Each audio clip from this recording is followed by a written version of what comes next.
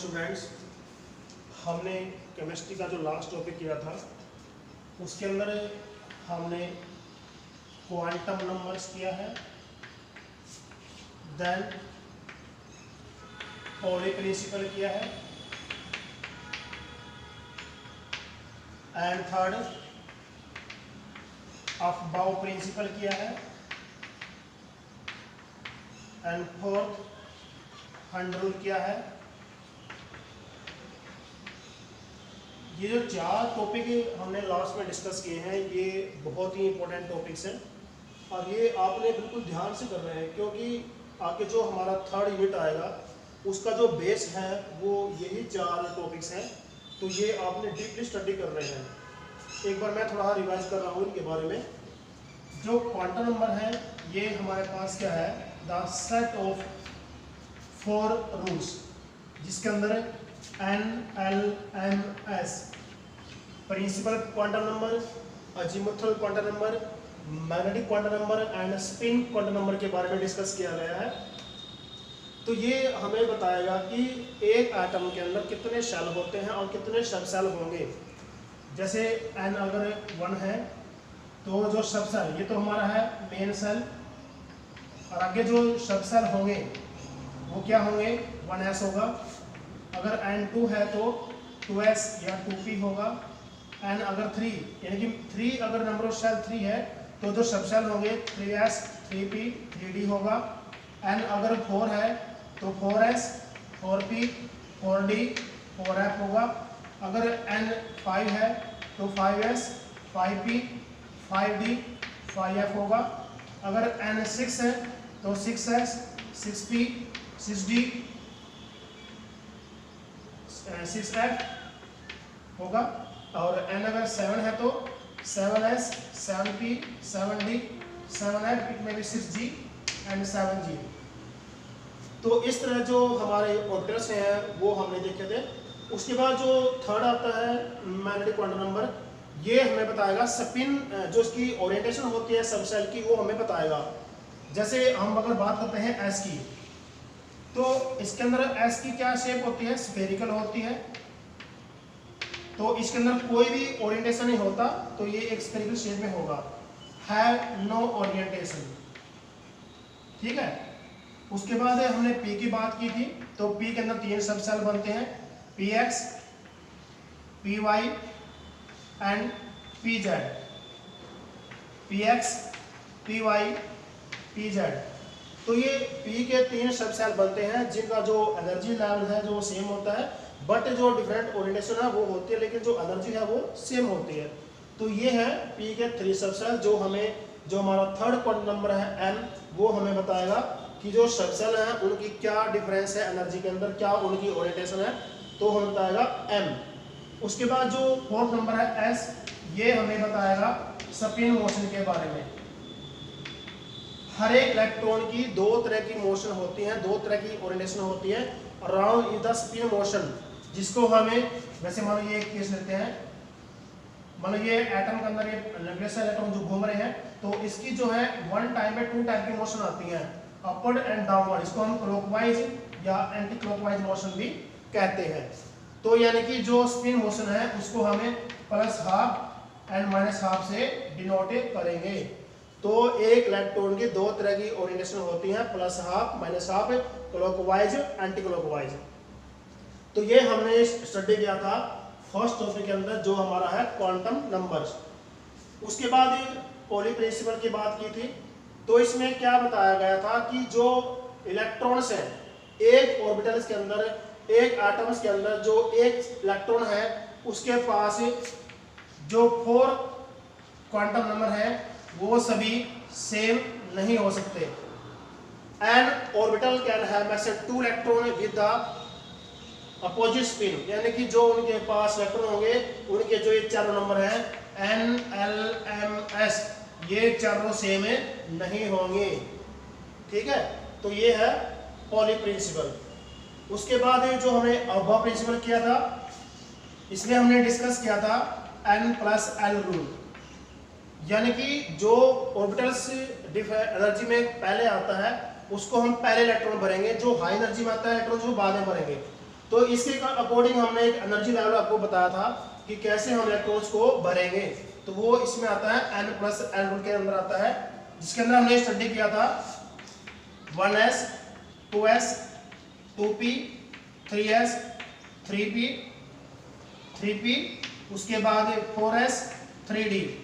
तो इस तरह हमने एक अरेंजमेंट देखी थी, उसी तरह की कंटिन्यू चलती रहती है। तो मैंने आपको एक टेबल ड्रॉ करके बताई थी 1s 2s 2p 3s 3p 3d 4s 4p 4d 4f as continue. तो मैंने आपको एक ऐसे टेबल समझाई थी आपको मैंने। तो ये एक सीक्वेंस थी याद करने का तरीका, यानी कि जो इलेक्ट्रॉन से लो एनर्जी में आता है वो पहले जगह लेगा, फिर हाई एनर्जी वाला आगे जाएगा। तो इलेक्ट्रॉन को हम इसी सीक्वेंस के अंदर भरेंगे।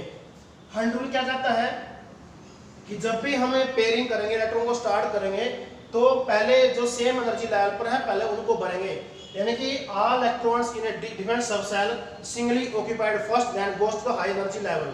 तो इसमें क्या बताएगा था, मैंने आपको बताया था, जैसे n की बात की हमने, s का नंबर 7 होता है, 1s2 2s2 2p3।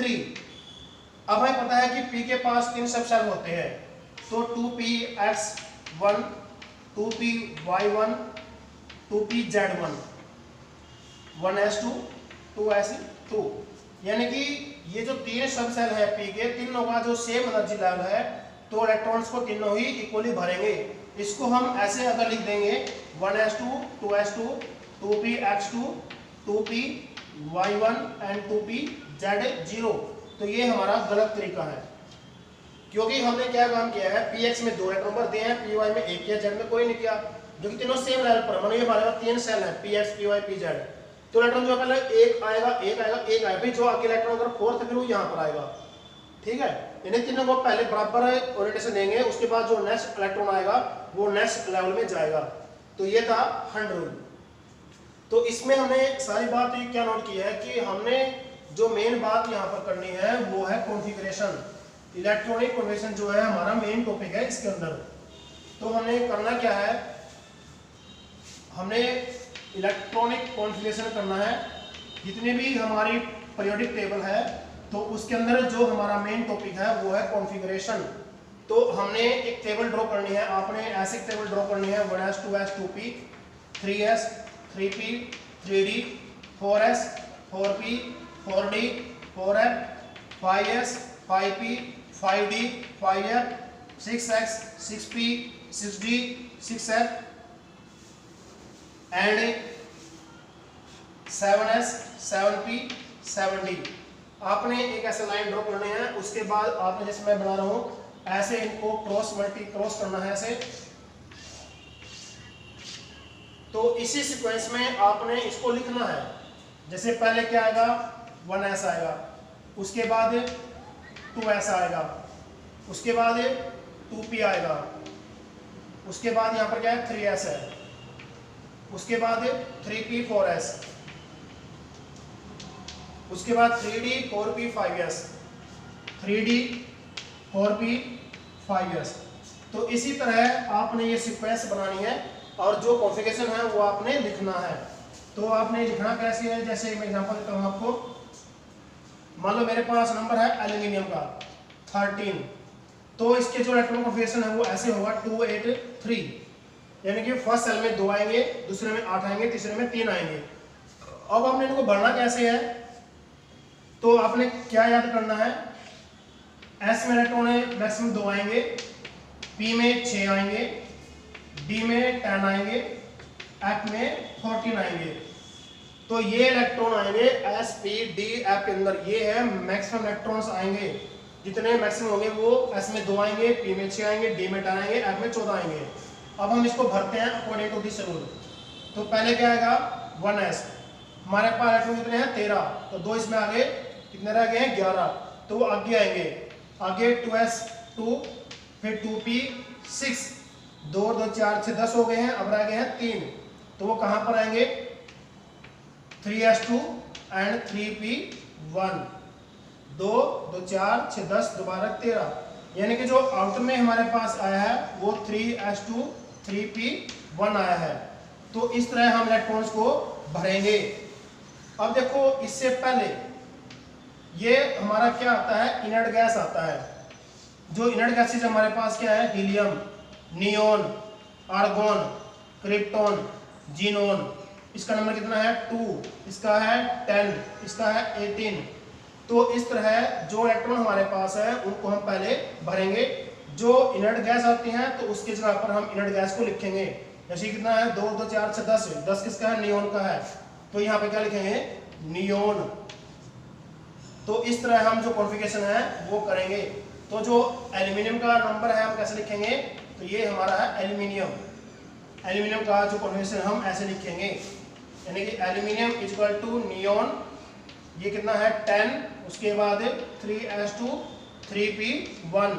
तो इस तरह हम जो कॉन्फ़िगरेशन है वो लिखेंगे। तो इसी तरह आपने जो सारे कॉन्फ़िगरेशन है वो आपने ट्राई करने हैं। कम से कम 50 जो आपके एटॉमिक नंबर है तो उन सभी के आपने जो नंबर है कॉन्फ़िगरेशन वो आपने लिखना है। जैसे स्कैनेडियम 21 होता है, तो 1s2 2s2, उसके बाद 2p6 3s2 3p6, उसके बाद आएगा ये हमारा 3p6 4s2 3d1। देखो ये 1s2 2s2 2p6 3s2 3p6 4s2 3d1, 2 2 4 6 10 2 12 6 18 2 20 और 1 21। तो इलेक्ट्रॉन हमारे पास 21 जो है पूरे हो चुके हैं। तो हमारा जो लास्ट कॉन्फ़िगरेशन है वो क्या बना है 4s2 3d1। उससे पहले ये क्या बनता है 2 2 4 10 12 18, ये 18 बनता है। 18 किसका आता है, आर्गोन्स का। तो यानी कि हम क्या लिखेंगे, तो इसको इनर्ट गैस की फॉर्म में लिखेंगे। तो स्कैनेडियम, आर्गोन, इसका नंबर 18 है, उसके बाद 4s2 3d1। तो इस तरह आपने जो कॉन्फ़िगरेशन है वो लिखने हैं। तो आपने ऐसे ट्राई करना है, आप ऐसे भी लिख सकते हैं और ऐसे भी लिख सकते हैं।